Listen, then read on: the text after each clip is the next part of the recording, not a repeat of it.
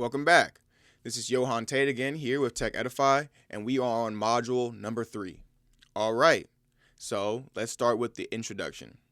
Welcome to the internet. Hey there, welcome to module 3. You've already learned about hardware and software, so now it's time to take the wheel and learn how to drive through the internet highway. Don't worry, just like driving a car, it's all about getting comfortable with the controls. Today, we'll explore the basics of how to use web browsers, search engines, and websites freely. Ready?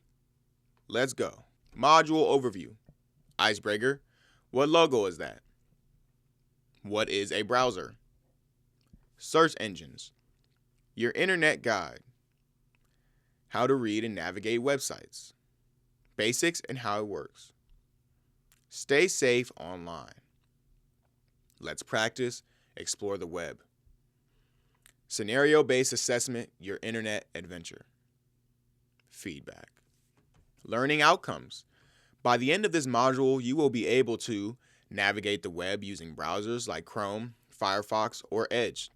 Search for information using search engines like Google. Understand website structure and how to safely browse the internet. Explore popular websites and perform basic tasks like signing in, searching, and clicking links. How did you do? No worries, if you didn't get them all, these logos represent some of the most popular websites on the internet. And today, we'll show you how to navigate the web and find these websites yourself. By the end of this module, you'll feel confident using the internet, whether it's searching information, watching videos, shopping online, or staying connected with friends. What is a browser? Before we jump into how to search for websites, let's first talk about web browsers. A browser is a program you can use to access the internet and view websites. It's like a car that takes you to different places online. Some of the most popular browsers are Google Chrome, Mozilla Firefox, Microsoft Edge, and Safari for Apple users.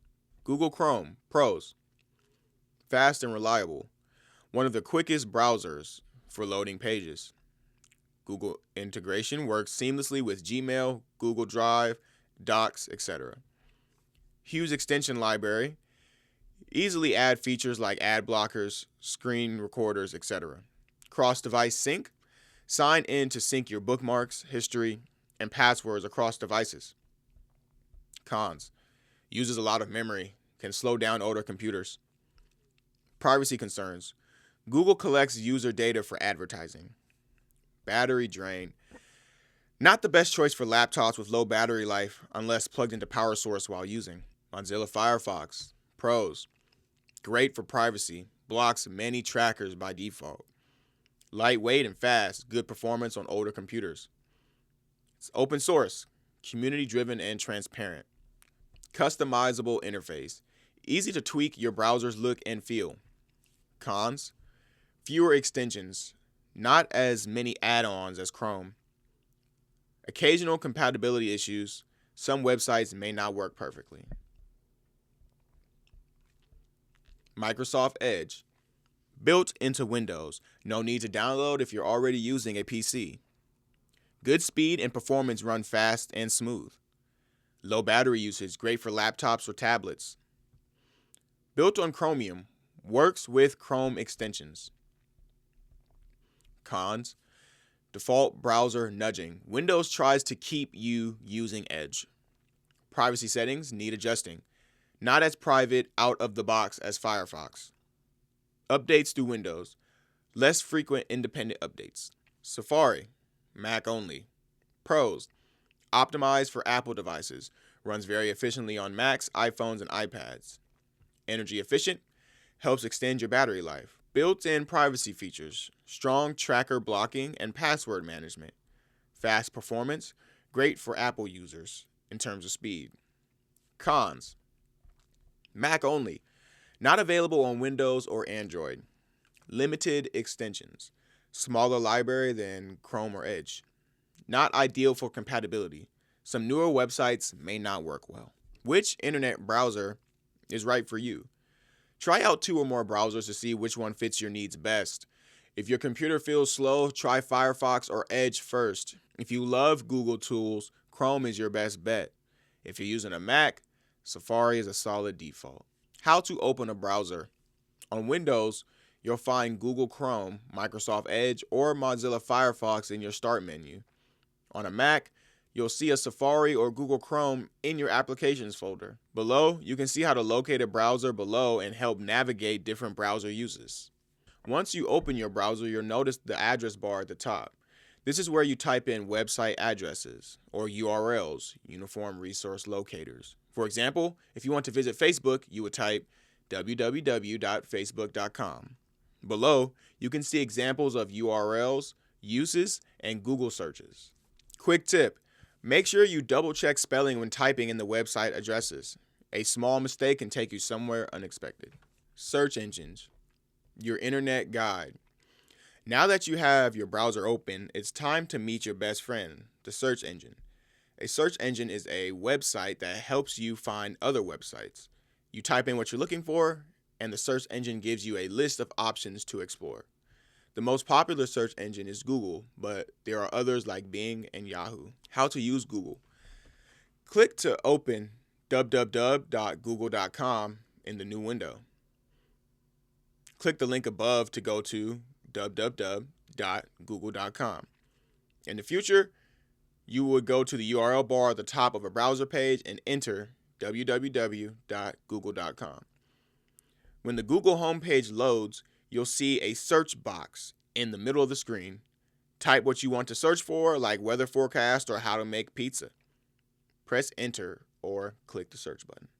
Google will show a list of search results, links to different websites that are related to your search. How to read and navigate websites. Think about your daily life. Once you found a website, it's time to explore. Here's how to navigate it. The home page. When you visit a website, you usually land on the home page. This is the first page you see. For example, www.amazon.com is Amazon's homepage. Links. Most websites have clickable text or images called links. You can identify them because they are often blue and underlined. Clicking on a link takes you to another page on the same website or even another website entirely. Menu bars. Many websites have a menu bar, usually at the top or side, with options like Home, About Us, Contact, or Shop. The menu helps you quickly jump to different parts of the site. You can think of it like a map or guide to help you get around. Back button. If you want to go back to the previous page, you can use the back button on your browser. It's usually at the top left corner. It looks a little like an arrow pointing left. Click it to return to the last page you were on. Tabs. Browsers often let you open multiple tabs so you can explore different websites at the same time. Look for the little tab at the top of the browser window and click the plus symbol to open a new tab. Stay safe online. Now that you know how to navigate websites, it's time to talk about browsing safely.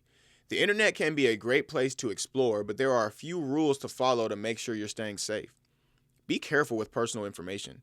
Never share sensitive information like passwords, social security numbers, or credit card details unless you are absolutely sure the website is legitimate.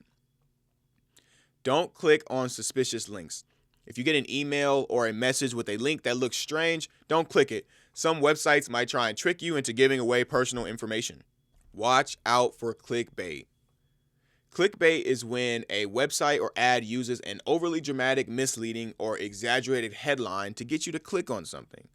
These can be tricky and often lead to low quality or even dangerous websites.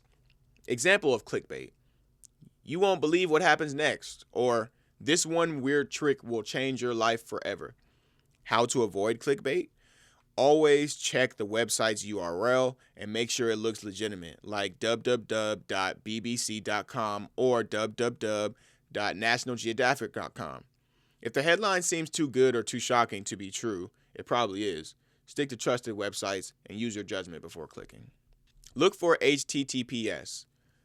When visiting websites, check if the web address starts with HTTPS, not just HTTP. The S stands for secure, meaning that the website is safer to use. Stay away from pop-ups. Pop-up windows can be annoying and sometimes they can lead to scams. If a pop-up asks you to click on something, close it immediately. You can also use an ad blocker or enable your browser's pop-up blocker to stop these from appearing. Use strong passwords.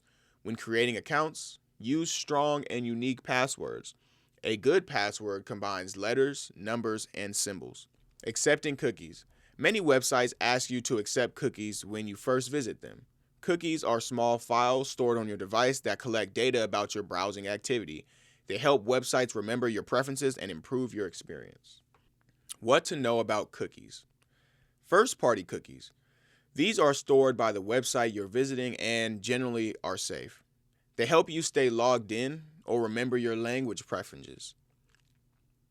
Third-party cookies. These are placed by other companies, such as advertisers, to track your browsing activity across different websites.